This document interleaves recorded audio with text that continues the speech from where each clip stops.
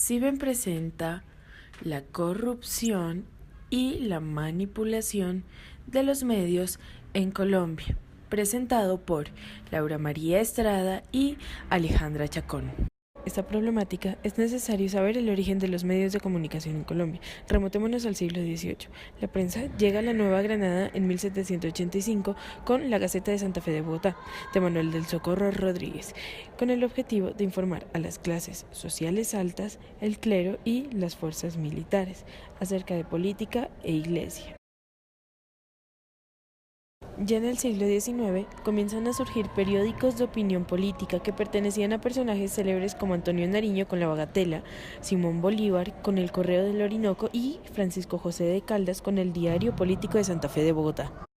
En la segunda mitad del siglo XIX e inicios del siglo XX empiezan a nacer periódicos que siguen liderando el país hasta hoy en día. Tal es el caso del Espectador, que nace en Medellín en 1889 con Fidel Cano, y El Tiempo, más tarde, en 1924, con don Eduardo Santos, bisabuelo del actual presidente de la República, Juan Manuel Santos. Desde los años 30 hasta los años 60, estos dos periódicos influyeron en la política y el desarrollo de la guerra entre liberales y conservadores.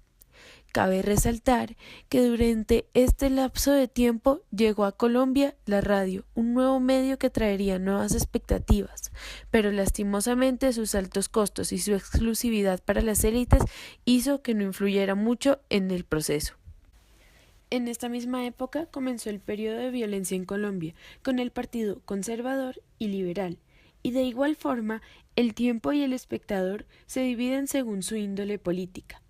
En varias ocasiones fueron censuradas por sus rivales, y con el asesinato de Jorge Eliezer Gaitán y el Bogotazo en 1948, las sedes de estos periódicos son destruidas pero logran recuperarse. En 1953 tomó el poder el general Rojas Pinilla, quien ayudó en el mejoramiento de la situación política y económica. Trajo la televisión en 1954, pero, como era un régimen militar, censuró muchas de las noticias en su contra. Con la llegada del Frente Nacional, se establece de nuevo el poder entre liberales y conservadores, pero esta vez compartido.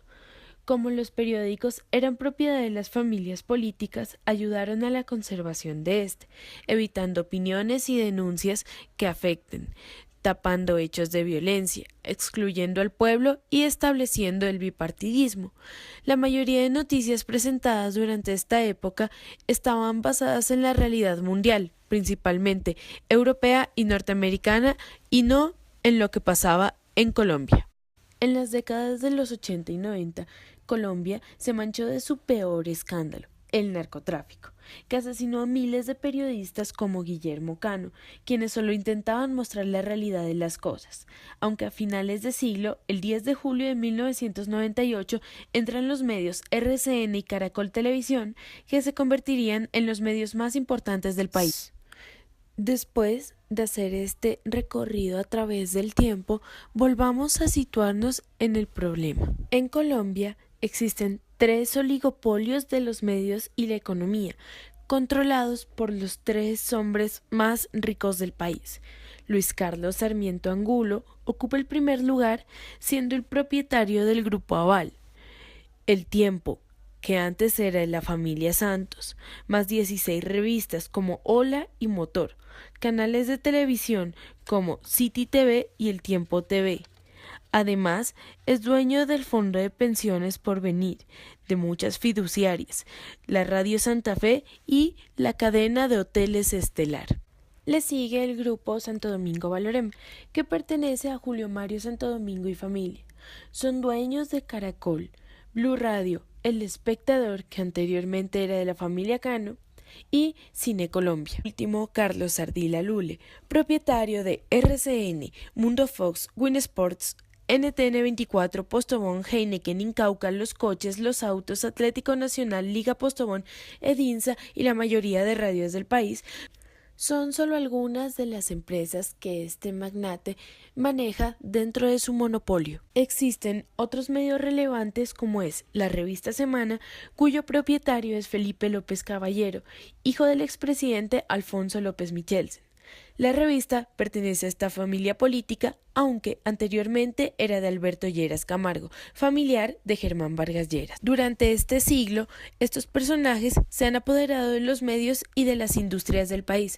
Además, han forjado amistades con políticos de alto rango, generando que controlen las informaciones de los hechos del país como deseen, muchas veces tapando escándalos, robos, corrupción y demás desastres políticos. Además, han utilizado este poder para favorecer y dejar en alto el nombre de sus empresas. Los periodistas, por su parte, hablan de las presiones que existen en cuanto a sus superiores y argumentan que la mayoría de veces son obligados a mostrar verdades a medias o guardarse su opinión.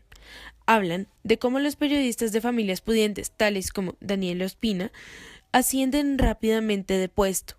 Como ciudadanos colombianos, tenemos el derecho a la libre expresión, que está siendo vulnerado gracias a los monopolios de los medios de comunicación, que con su poder político y económico son capaces de tergiversar las informaciones acerca de los hechos ocurridos en el país día a día. Esta ha sido la estrategia utilizada desde los principios de la República por las élites para manejar las masas y mantenerse en el poder durante muchos años. Gracias a esto se han favorecido tanto económicamente como socialmente. Varios grupos de colombianos han intentado rebelarse contra el monopolio de los medios de comunicación sin conseguir una respuesta. Bueno, ¿y qué podemos hacer como colombianos para cambiar esta situación? Primeramente, empecemos a leer, investiguemos más a fondo e involucrémonos realmente en la realidad del país. Empecemos un proceso de formación de lectura. Busquemos fuentes confiables y, sobre todo, leamos cada vez artículos con mayor bagaje intelectual. Porque, como dijo Kant hace 2 siglos, la ignorancia hace a las personas presa fácil de los prejuicios sociales, políticos e ideológicos, de la manipulación de los medios de comunicación, de las ideas mágicas, simplificadoras y supersticiosas, de los personajes mesiánicos, del reduccionismo y el fanatismo. Muchas gracias por su atención.